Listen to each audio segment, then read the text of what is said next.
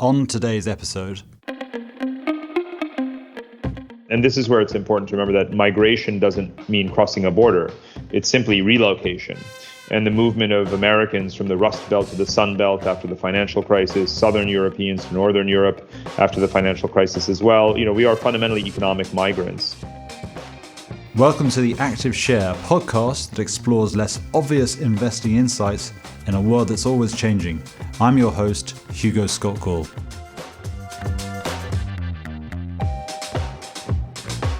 Today, I am delighted to have with me Dr. Parag Khanna. Parag is a leading global strategy advisor, world traveler, and best-selling author. He is founder and managing partner of FutureMap, a data and scenario-based strategic advisory firm. He holds a Ph.D. from the London School of Economics and bachelor's and master's degrees from the School of Foreign Service at Georgetown University. He has traveled to nearly 150 countries and is a young global leader of the World Economic Forum. We will be asking him about his traveling in his countries towards the end of the podcast. Stay tuned for that. His latest book is Move, The Forces Uprooting Us. Parag, thank you very much for being here today. Such a pleasure. Thank you for inviting me, Hugo. Not at all, not at all. So let's get going. I think very simplistically, you write, talk, are a big thing about how the world's going to change, particularly through the lenses of people and where they're going to be. So let's call that migration. So could you sort of kick off with what you see as your big trends, big predictions, and how the world is going to evolve in terms of people and where they are? Absolutely. Well, it obviously has been an ironic moment to be discussing this subject when we're experiencing the most coordinated single act that the human species has ever undertaken, and it happened to be a lockdown, which suggests the exact antithesis of my argument. But if you really look at the underlying drivers of human migration and mobility over time, over, say, 100,000 years, or even the last 100 years, you find that those drivers are not only present and agitating today, they're very much in overdrive and are fueling each other. So to take a few of them, the first is demographic imbalances, the gap between old and young, the labor shortages within our Western OECD countries and internationally between North and South. So we have a mismatch between aging societies in need of young workers and caregivers and construction workers and that kind of thing in the North. And we have an abundance of that human capital that is, of course, suboptimally productive in the South. So that has been rectified gradually, bit by bit. That's why we had such enormous migration waves in the 20th century. If you think about Latin Americans and Asians to North America, Turks and other people from the Near East to Western Europe, and that sort of thing. And that's just one. And that mismatch is more acute than ever in history, right? Particularly because we've had longevity, increases in longevity and aging along the way. The second driver is political upheavals, whether that's international conflicts and civil wars. Just think of all of the failed states, collapsing states, refugee flows from international conflicts. The Syrian crisis of 2015 pushed 2 million people into Europe, just that one phenomenon. What's happening in Afghanistan today, Venezuela has completely collapsed. Turkey is home to the largest number of refugees in the world. So that speaks for itself. Economic crises as well, of course. Remember that, and this is where it's important to remember that migration doesn't mean crossing a border. It's simply relocation. And the movement of Americans from the Rust Belt to the Sun Belt after the financial crisis, Southern Europeans to Northern Europe after the financial crisis as well. We are fundamentally economic migrants. And then there's technological disruptions like labor automation. When factories close, people are forced to move and relocate and look for more affordable places where there are jobs. Digitization and remote work now allows people voluntarily to go and live wherever they want. So that is also a driver of movement. And then finally, there's climate change. And climate is, if you go back to our most innate historical experience of human geography, the climate is the driver that determines where most people live. Most of the human population, for example, lives between 20 and 30 degrees north latitude. And that's, of course, not at all an accident. But as you have been hearing this term climate niche, right? The climate niche is shifting as temperatures rise. And for every 1 degree of temperature rise, it's predicted that 1 billion people will be displaced from that climate niche. So bottom line is, I guess, just to sum up, over the centuries, I looked back at the last, 300, 400, 500 years, and I realized that the number of people who have moved over these centuries has grown from single-digit millions to tens of millions to hundreds of millions in the 20th century. And in this century, surely more than 1 billion people. And I think that we can expect it. It's predictable. It's already happening, and that we need to anticipate and prepare for it. Yeah, and the way I think about that, through an investing lens, is that there are some things at a high level which are really important and are going to happen. You don't know exactly the numbers. And I think what you're saying is that in the next, pick a number, 50 years, we are going to see a lot of migration. Doesn't necessarily mean people leaving countries to go to another, but within countries, and that's a lot of movement, and that has tremendous investing implications. And you listed a lot of reasons why migration happens and indeed has always happened. But I guess the one I kind of want to drill down on a bit more is climate motivated, climate necessitated change. So could you talk a bit more about what that means? Because that probably, climate volatility or actually, irreversible climate change has not necessarily been a driver historically. Oftentimes it's been people simply seeking to improve their lot in life.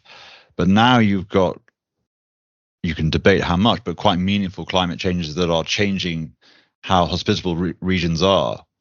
So could you talk a bit more about what you think as a push factor, what that is going to mean?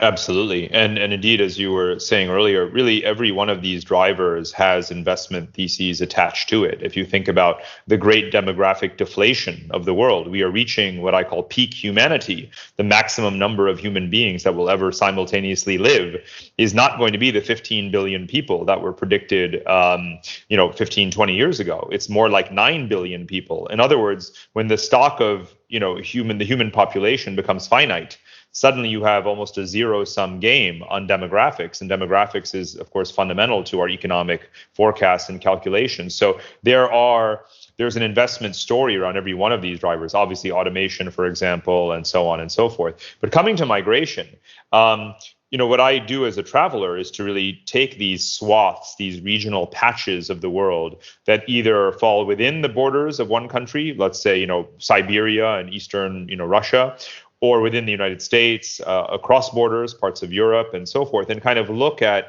the nexus of their environmental suitability for human habitation, the economic composition of that geography. What are the activities going on there? What is the industry, the productivity, the supply chains, the human capital and skills, and the political degree of preparedness a country has for migration, whether it is emigration or immigration, and sort of put all of that together into kind of a holistic analysis of these geographies. There's no question that the southern hemisphere, by and large, is going to be more a victim, than a victor from climate change. But that also applies across much of the northern hemisphere as well. If you think about the large economic anchors and pillars of the world, it's North America, Europe, and Asia. And Asia is, of course, multipolar in and of itself. But they all have different climate scenarios attached to them. A lot of times people forget that Europe has a far higher northern latitude than the United States does.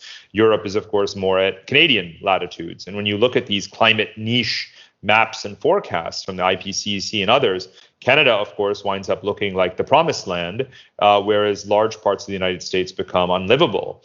And so, when we make our macroeconomic forecasts, we do have to start to take into account you could call it the stranded assets of coastal infrastructure and other kinds of, sort of assets that are obviously no longer viable. It could be for regulatory reasons, or it could be because geographies are unlivable. We have to think about the GDP erosion. There's a very prominent study that was done called the Climate Impact Study that looked out to 2040 and scored every county in the United States according to its projected gain or loss of GDP as temperatures rise in a high climate change scenario out to the year 2040. And there were many of America's 3,000 counties that literally will be smaller than they are today in terms of population and GDP. So you want to be looking at the fundamental in climatological and economic geography of places, which is so different from the static approach that we've had with a non-climate change lens when making our predictions about markets.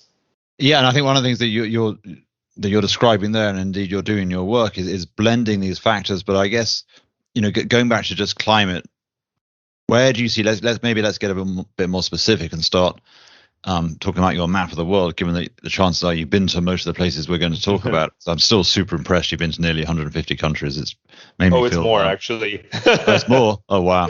I need to update that bio. Yeah. Yeah. So, but when we start thinking about, let's go around the world by some regions. Just again, to be precise is difficult, but we kind of know these things are in motion, and therefore there is going to be movement, and therefore there is opportunity and risk around all sorts of lots of different investing conclusions up to and including real estate. So as we think about, say, Asia, I was fascinated in your book where you talk about the rise of the stans, Kazakhstan, Uzbekistan, Turkmenistan, Kyrgyzstan. There are many stans, and I haven't been to any of them. And I've always looked at the map of the world and thought, what would it like to be there? So I've always been very curious. And you're saying actually their time is coming. I mean, their time has been before with the Silk Roads, but it's coming because of climate change, and it will push people up, whether that is people coming from India, other parts of Central Asia, and also you think Russia's time is coming as well. So maybe we, in our sort of Phileas Fogg-like trip around the world, we can sort of start there and talk about why that you think those regions are going to change, or why climate is such a big driver of that change. Absolutely. And this is, to me, the region of the world that really tugs at my heartstrings the most. I've spent so much time there over the last 20, 25 years and witnessed the demographic changes, the economic modernization and progress, and so forth. And indeed, the revival of the so-called, new Silk Roads over the past 3 decades since the collapse of the Soviet Union. And, they have done overall a pretty good job of managing economic transitions. I'm speaking primarily, of course, about Kazakhstan and Uzbekistan. And when you look at Russia and central Russia and eastern Russia, there's no doubt that there is a lot of climate volatility that isn't all good. I mean, the forest fires that were raging last summer in Russia were larger than all of the rest of the world's forest fires put together, with very little state capacity to control them. So Siberia is literally on fire, which is not the image that comes to mind when we think about Siberia. But my first road trip across all of Russia was more than 10 years ago, and it happened to have been a major heat wave in the summer of 2010. And I was in a big beat up old Land Rover truck that had no air conditioning. And I thought to myself, I can't believe I'm in a Siberian heat wave. How is this possible that I'm in a Siberian heat wave? And interestingly enough, 6 months later, the Arab Spring broke out. Now, you're in markets. By now, everyone knows the story that Russia's wheat imports were restricted after that Siberian heat wave of 2010. And in precisely January 2011, you had the riots in Egypt, and now the similar phenomena are happening again with the commodities price volatility. So there's some broader lessons here. But this year, to bring it back to climate change in that particular geography, in this year, 2021, Russia has been the world's largest wheat exporter. And a number of countries in Central Asia, particularly again Kazakhstan, again have really risen up the rankings in global food production. And with their enormous geography and very underpopulated, realms, you could easily imagine far larger populations. And indeed, Kazakhstan's population is actually growing. Russia's population is, of course, in decline. You would say almost terminal decline, given emigration, alcoholism, other causes of mortality. COVID, by the way, has, of course, been horrific in Russia, and they're terribly, they're underreporting that. But Kazakhstan's population is growing. It's very young, high fertility, a lot of optimism and confidence in the society, a large number of foreigners coming in. It's a real magnet. I've actually talked to and advised private equity funds that are going in and building and expanding schools, international schools, hospital chains, all manner of kind of real assets and economic assets across the country, given that overall positive trajectory. And when it comes to the new migrants, a lot of people are surprised, most of all myself, as someone who was born in India, that over the last 20-something years, I just keep seeing more and more Indians in Kazakhstan and Uzbekistan. And so I decided to frame this in the book by talking about what I call the reverse Mughal Empire. Because, of course, the Mughal Empire was founded 500 years ago in Central Asia, in the Fergana Valley. And Babur and his descendants came southward and conquered the Delhi Sultanate. And you had the rise of the Mughal Empire. But now you have the South Asians moving north. over the Himalayas in the other direction, as it were, and not colonizing, of course. They're guest workers, you would say, but finding their feet and assimilating into Kazakh life. And this isn't an area that people don't, or maybe have the historical appreciation to be aware that this really is a melting pot zone. So I characterize it as a country of 25 million people that could have 200 million people a couple of decades from now, the way things are going with climate change. Because if you look at those maps, again, the biggest red zone in the world in terms of decreasing suitability for human life is India and Pakistan and Bangladesh, which happen to be the three major South Asian countries whose combined population is greater than 1.8 billion people.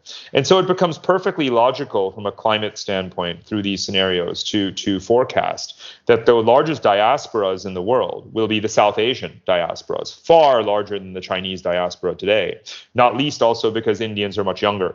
So anyway, the kind of global Indian footprint is set to expand massively, and Central Asia is going to be a prime destination for it, given these climate models. Big country in Asia called China. Let's talk about China. People, environmental degradation, particularly water, and what does that mean for people flows, and then I guess geopolitical stability in that region? Well, it's so fascinating because China is still the world's most populous country, but barely. I mean, at this point, it doesn't. The distinction between China's and India's population in the aggregate is negligible. But the age structure is, of course, very different. China's median age is far higher than India's. And so India will not only rapidly surpass China, given its higher fertility, and, of course, the diaspora issue, but China, even though it still has, 1.3, 1.4 billion people, the dependency ratio is the real issue. The 1-2-4, as it's known, one child supporting two parents and four grandparents. And with, again, fertility plummeting. Fertility in China has now reached Japanese levels. It's sunk so low. And therefore, China, on the one hand, still has the world's largest diaspora, and many Chinese still migrate outward as laborers or scientists or students, whatever the case may be. But China is also importing people. It needs to, given of course, the gender imbalance as well. It actually has been importing brides, Burmese, Vietnamese, Thai, Filipino, Korean, you name it, and importing nurses and caregivers for the elderly Chinese whose children and grandchildren have moved to, away from the countryside into the city. So China's issue, despite its large size, is, of course, the demographic structure and how to incentivize younger Chinese, male or female, the so-called lie flat generation of millennials who are just burned out, to work in the services economy, which is to say, again, in elderly care and in logistics and all of these other kinds of professions, and fan out and circulate around the country in a way that will allow them to continue this push towards self-sufficiency. Because, of course, whereas there are people from poorer countries who move to China, it's not a place anymore, given its politics, that is going to be a welcoming place, certainly not for Westerners, right? So you have to actually take into account the geopolitics, the demographics, the gender imbalance, all of these things. And then, again, the environmental issues like water and so forth, that you're very right to raise that. But here's an area where, even though you might say that every problem in China is the largest problem in human history to some degree, they're taking those steps. They're working on, true to the reputation as the hydrological civilization, the famous term that Joseph Needham used to describe to China. They are working on these massive river diversion projects and other kinds of schemes to, provide a stable water supply, a clean water supply for the northeastern regions of China. There's no guarantee of the success of any of these initiatives, but China is making efforts in this regard, far more intensively than, say, India is, which actually has similar water stress issues. And water, particularly China versus India, is a likely flashpoint. Are there other parts of the world where you can see that diversion of water, or not the battle, wrong word, but the need for fresh water is going to outstrip supply and could well lead to instability? Where is this the biggest flashpoint, just the water flowing out of the Himalayas?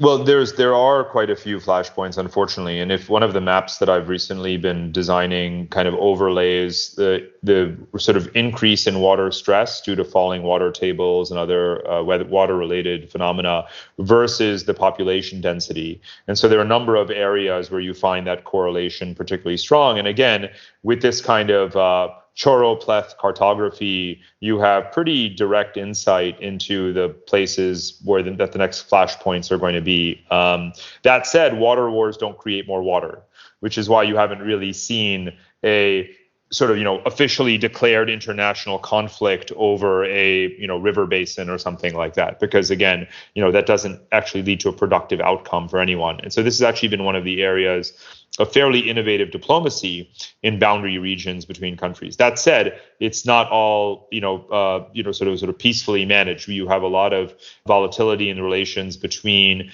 Egypt, Sudan, and Ethiopia, for example, over the Great Renaissance Dam project, the Himalayas, as you mentioned, the Mekong River, China and Southeast Asia. So, there is still a lack of transparency among the various parties around dam building, water flow management, seasonal volatility, and providing sharing of information so that countries can prepare accordingly. But again, it's not really a casus belli between these countries. It's just a sort of slow moving catastrophe in some cases, like Laos. Or in other cases, you have joint hydrological projects. One of the things that China wants to do is to actually divert certain Russian rivers. Russian rivers flow from south to north, sort of like the Nile does. But of course, since there are almost no people in the vast terrain of eastern Russia, and yet you have these mighty rivers flowing all the way to the Arctic, they want to do these diversion projects that would bring some of this water down towards China's northeast. Not something that's really advanced in negotiations, but I've had conversations with water authorities in China, as well as major energy and utility players in Russia. And they do view it as something that, despite the political sensitivities, is all but inevitable. So you'll start to see more infrastructure in that location as well. In terms of major mountain ranges of the world and the populations, that surround them, you could have really very little confidence in the Andean countries, that they're going to manage the Himalayan, the Andean runoff, in a way that manages to preserve their agriculture, but also ensure a long-term water supply. The Rockies, of course, they're better late than never. But Colorado knows that it has issues to grapple with, but America can afford that infrastructure. The Alpine countries are the only ones where you can have full confidence that they're going to develop the kinds of, again, hydroengineering projects. You can, everything from underground reservoirs to long distance irrigation channels and so forth to manage alpine, glacier melt. And then there's the Himalayas, where it's so vast and there's so many flashpoints and such uneven degrees of economic development that there isn't really one pattern for how it will play out. Let's. I just want to do a little bit more on our geographical tour before we start talking more specifically about people. So, you said Canada is a huge beneficiary, and so let's just talk a bit more about the US. What you foresee happening in terms of population movement, because we've seen recently in the US, you've seen an emptying out of, the headquarters of our firm, William Blair, is in Chicago.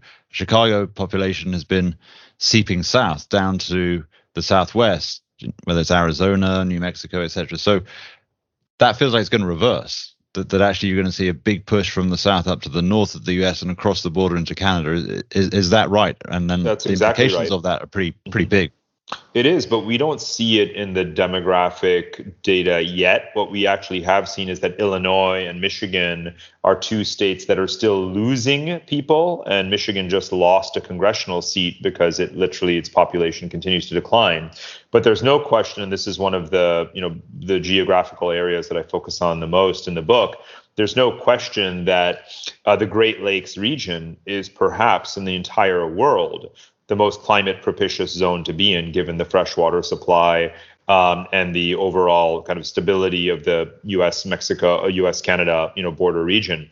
And so I do foresee with a high degree of confidence that the population of the Great Lakes region is going to expand, and it'll spread across different states, Minnesota, Wisconsin, Michigan, and so forth. And there are communities that I've visited and talked to, municipal leaders and chambers of commerce and mayors and so forth, and where they are preparing for this. They do want to make sure that as climate gentrification brings people from the south back to the north. Again, you have the Rust Belt to Sun Belt migration that you were just referring to, and it will eventually reverse because of the climate situation in Texas and Arizona and Florida. All of these places that continue to be net gainers in population ultimately will suffer from such, climatological volatility that people will move away and they'll move back north. So I'm actually advocating that happen. And part of my commentary relates to, of course, the U.S. infrastructure bill right now, because the way infrastructure is done is, of course, highly politicized, in which every, district wants to get its piece of the, share of the pie. That's not the way spatial planning should be done. You have to start with the climate model and say, people of Louisiana, it's not your fault that climate change is bringing these devastating hurricanes to your shores, but it no longer makes economic sense to be rebuilding, power lines and other assets, other infrastructure in coastal Louisiana or coastal Mississippi. Instead, we need to incentivize people to relocate to climate resilient areas. I go so far as to say, rather than spending $1 billion a year on rebuilding power lines in Louisiana that are going to get destroyed in the next storm, you should probably buy those people a plane ticket to Detroit. That didn't go over very well with the people of New Orleans when I wrote that in the book or in the Washington Post a few weeks ago.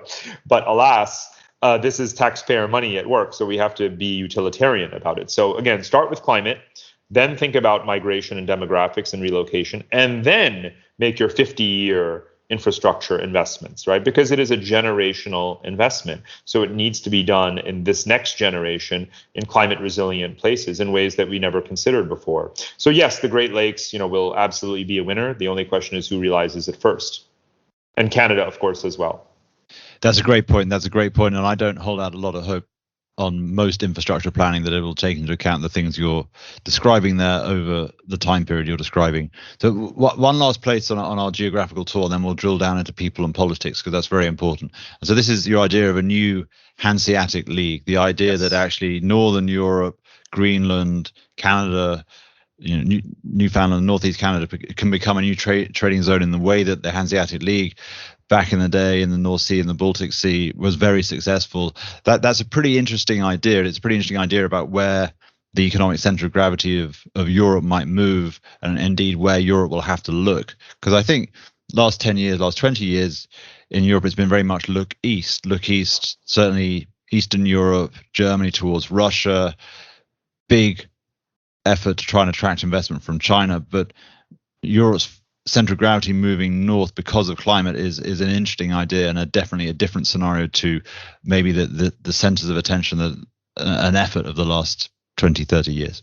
Well, the core Western European economies are still, of course, the engines of the European economic, sort of commonwealth and area, Germany in particular, of course. And Germany has, fairly stable climate scenario. And of course, to the extent that countries or regions can generate microclimates through their renewable energy and, other environmental systems, Germany and Switzerland and France are leaders in that as well, going back to nuclear power and all of the other things that they're doing with wind and solar and all of that.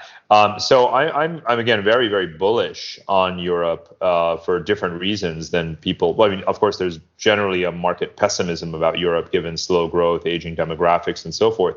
But if we tie together a couple of threads here, the outbound Asian populations, and let's remember that Asia represents not only most of the human population, but most of the world's young people as well. The outbound Asians are now increasingly choosing Europe over the United States. I see this with students. I see this with tech workers and IT workers. You see it with nurses and doctors and all sorts of professions. So you have the rise of what I call the Asian Europeans instead of the Asian Americans. I grew up labeled an Asian American.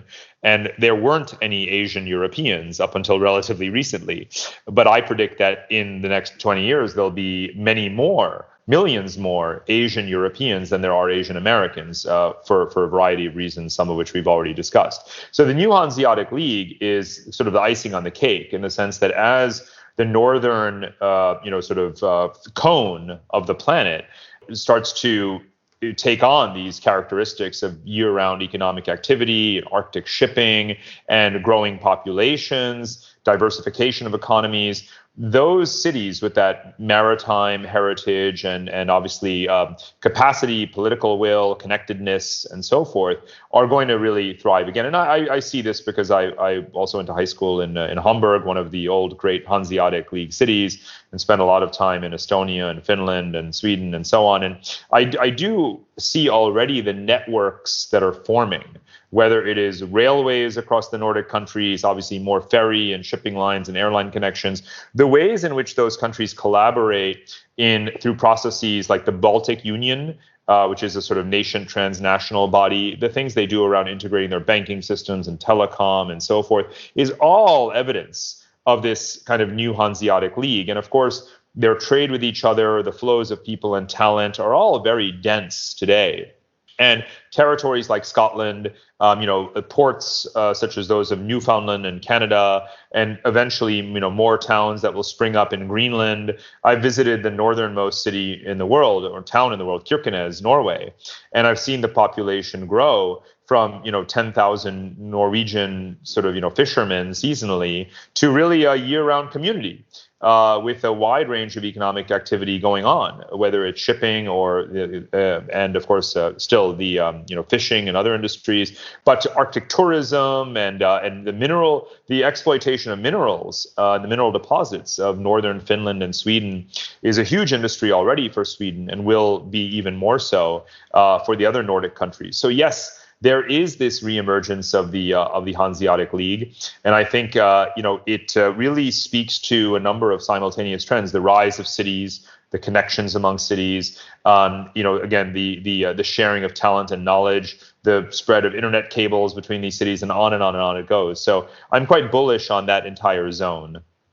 Yeah. But that all makes sense. And again, back to the kind of the investment implications, I think it's super important. So a few more things that I want to cover before we finish. One is to talk about the politics of this, then to talk about your phrase quantum people, and then just to maybe finish off around investability and some of the data sets you're bringing together. So the politics of this right now in most certain Western democracies are the wrong way for this. That they are. We don't want more people coming in. More people coming in causes problems. We'd have fewer problems if we didn't have people coming in. That's a simplistic sort of summary, but that is permeating the politics, certainly in Europe, and has done in the US. So what you're arguing for is that's going to have to turn on its head, and actually it's going to go the other way. Countries are going to say, we need more people, we need to make ourselves more attractive so we can attract people. That is very different from the current political climate. So I think that's very interesting, and could you expand on that?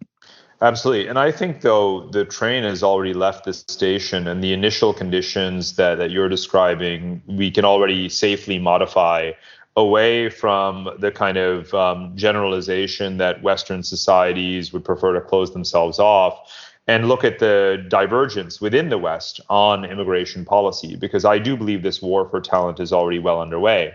And some of the anchors of Western, Western culture and the Western system, such as Canada and Germany, very much prove to break from that kind of, the sort of nationalist populist frame that we tend to ascribe to all Western and OECD countries. If you look at Canada, of course, it's pound for pound the most generous country in the world in terms of inward migration. They're increasing their population by 1% every single year. That amounts to more than 400,000 people. So they're on track to really become a demographic superpower. In Canada, there's a consensus that immigration policy is economic policy. There are years where Canada, with 1/10 the population of the United States, not only brings in almost as many people as America, but actually out imports and out recruits skilled migrants from India because of the Trump administration's curb on H-1B visas and so forth.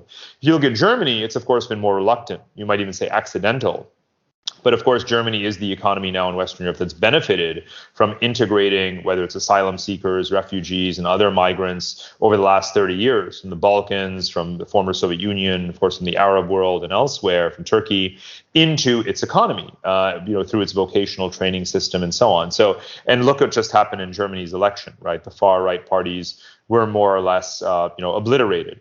And that was actually predictable because Germans have become very pragmatic about this issue. And if you look at the agenda of this new coalition government, I mean, that you can become a citizen of Germany within 3 years, irrespective of your heritage, is not something you would expect from a country like Germany and from any countries where traditionally birthright citizenship is the only way to acquire that nationality. So there's a lot of exceptions to the rule. Britain is learning this, by the way. Boris Johnson and passports, people before passports, and so on. Look at how the combination of Brexit and COVID exposed the shortage of truck drivers, nurses, doctors. So it's actually easier to migrate to the UK right now than it was 5 years ago. So I think that really, again, the train has left the station. It's a war for talent, particularly young talent. And countries realize, especially those with very large outstanding pension liabilities and entitlements, that they need those young workers. And as I said at the start, there are some big trends that you don't know precisely how to forecast and quantify them, but that's not the point. They're going to happen. And I think what you just described is something that is going to happen, that we're going to see these people flows. And I guess we've talked really a lot about the push of climate change and then maybe the pull of countries making themselves more attractive. But let's talk a little bit about people themselves. You've got this good expression, quantum people. Could you talk about what you mean by that and actually what sort of aspirationally young people are going to want to be? And I think a core of what you're going to say is that people want to be mobile. Mobility is destiny and they want to be mobile. So quantum people is a way of describing the tools that can make you mobile and portable skills.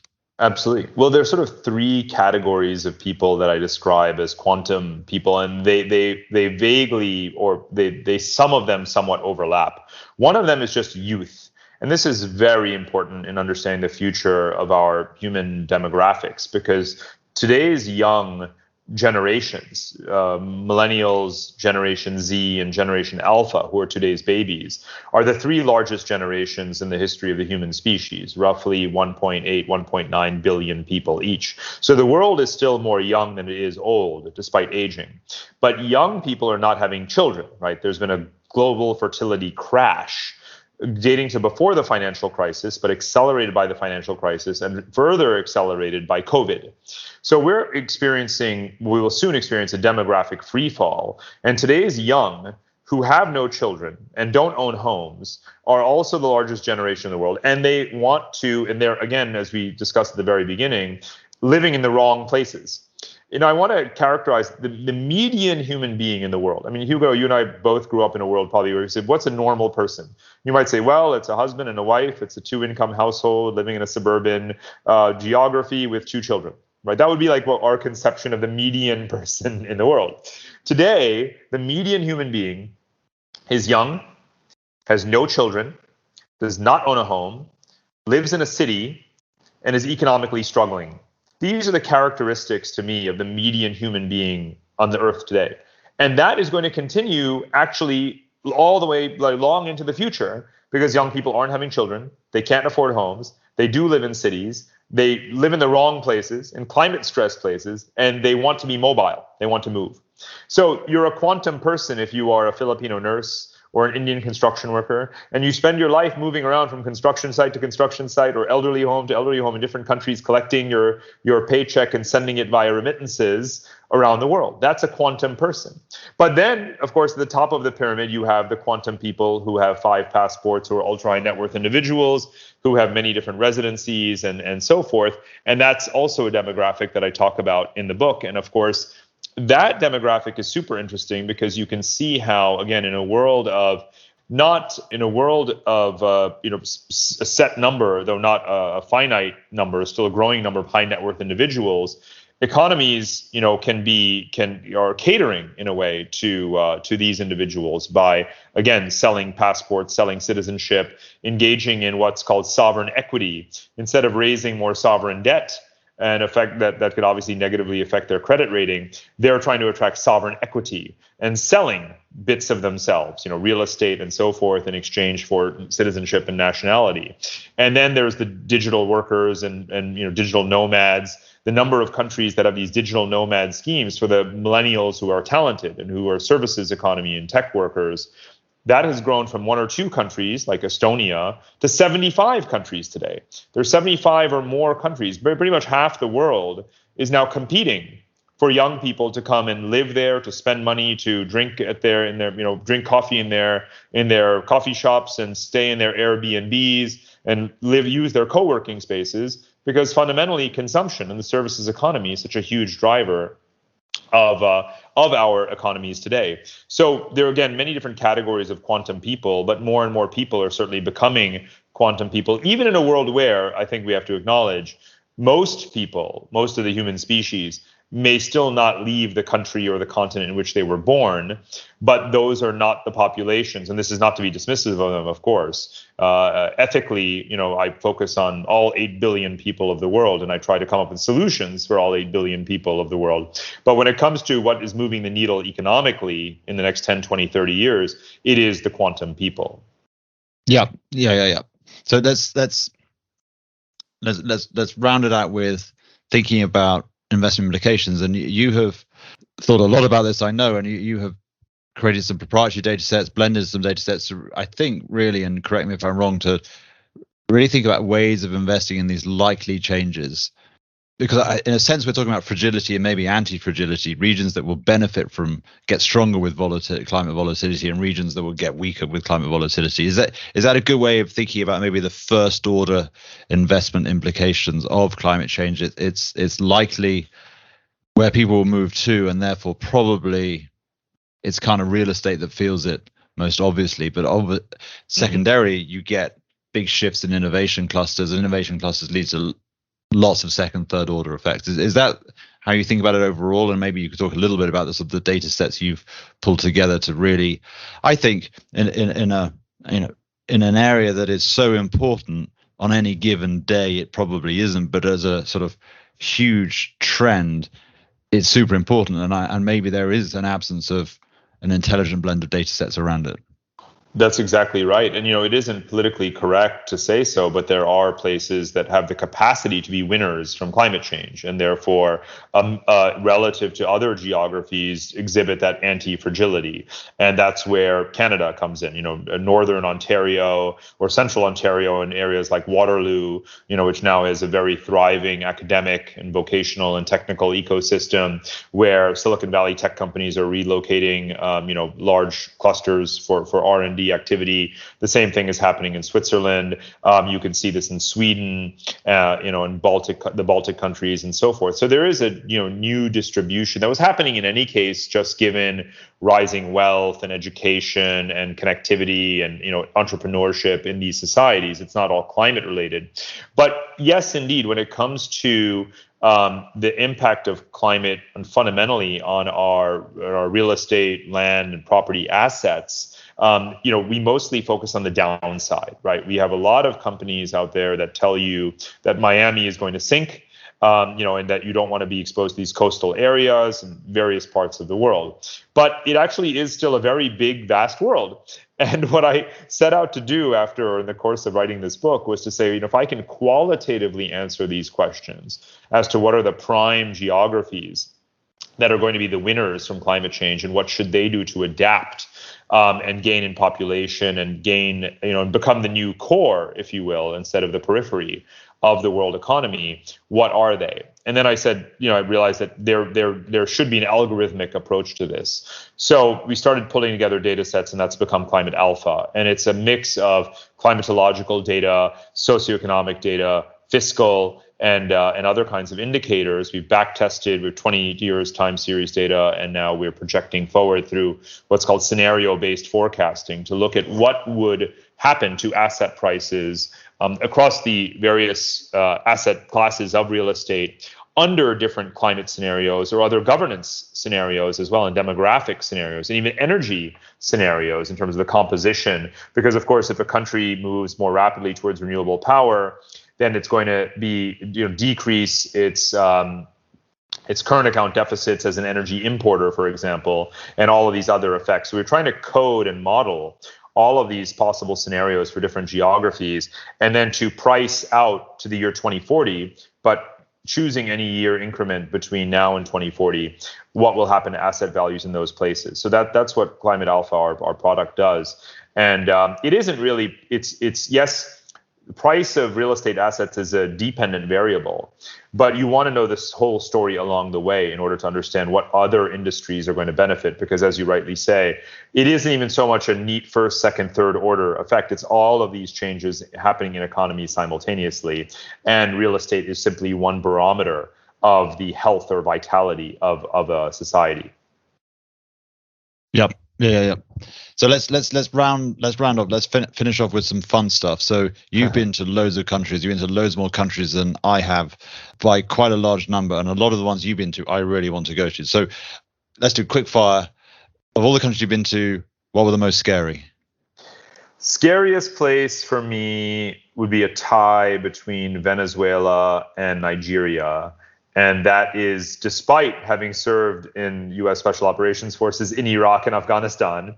I was never more afraid than I was in parts of Lagos and parts of Caracas. So that's really telling about those places. It's really the degree and the potential for arbitrary violence in those countries and in those capitals, which of course is on full display if you look at Venezuela right now.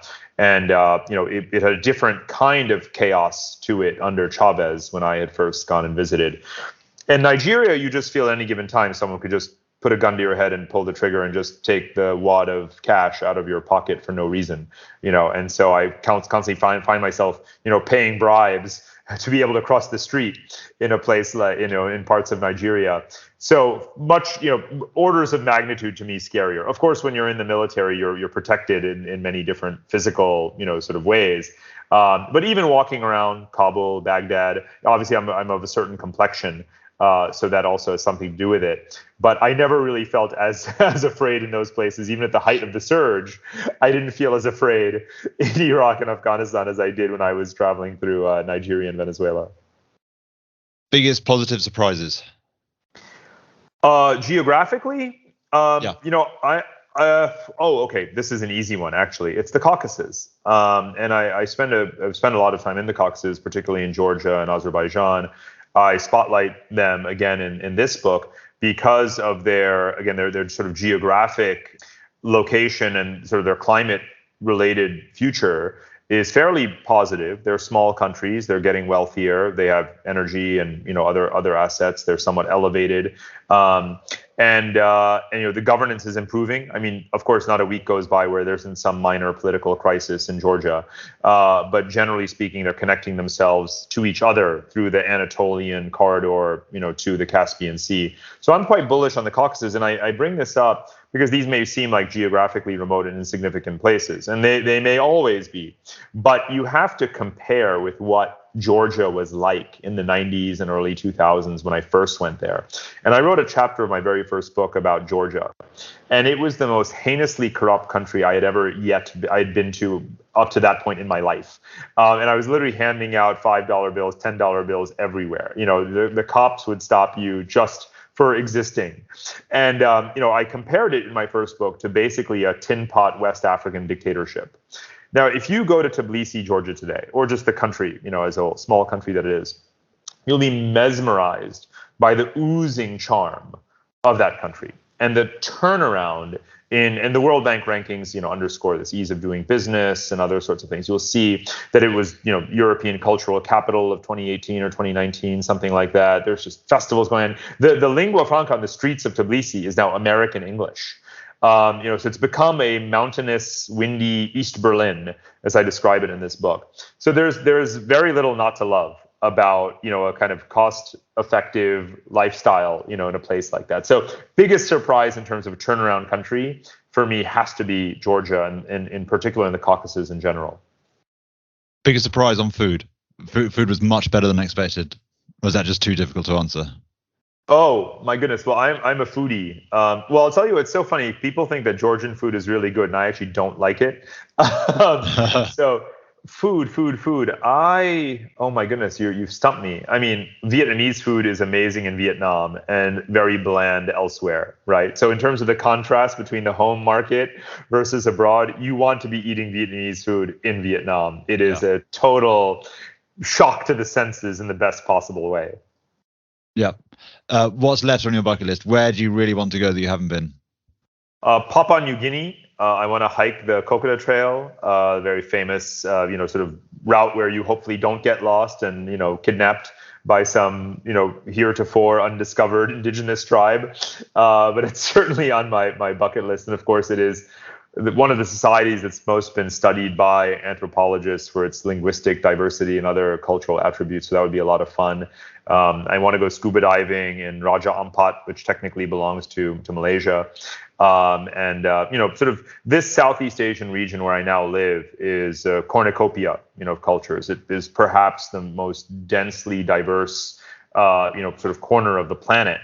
And I've lived here now for almost 10 years. And despite traveling to a different ASEAN country every week, you really feel like you could spend your whole life literally visiting different nodes and hubs and corners, rural and urban, of this region and never get bored of it. And that's quite a contrast for those of us who, grew up in, even in New York. I mean, when I got married, my wife and I were sort of, just had a long weekend to spare for a quick honeymoon. And we're New Yorkers, Manhattanites. We said, where can we go for Labor Day weekend just quickly in a short radius that we haven't been to before?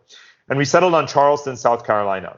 Yeah. Now, Charleston is a lovely town, but now we live in Singapore. And if you can imagine, I mean, we can fly to Hong Kong for lunch.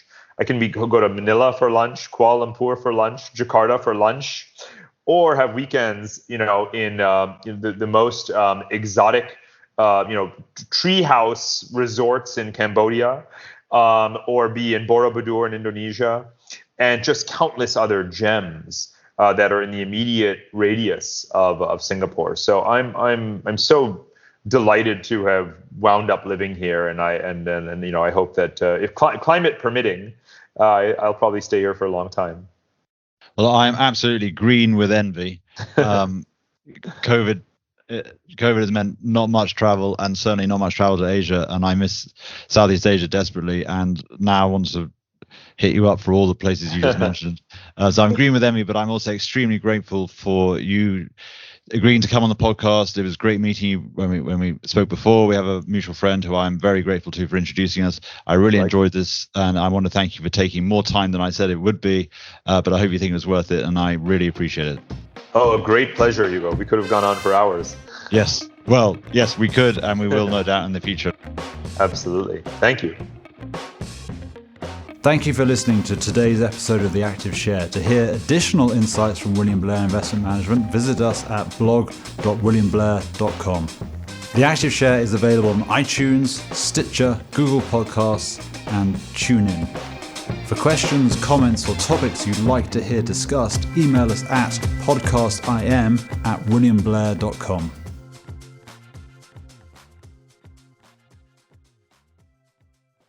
This content is for informational and educational purposes only and is not intended as investment advice or a recommendation to buy or sell any security or to adopt any investment strategy. Investment advice and recommendations can be provided only after careful consideration of investors' objectives, guidelines, and restrictions.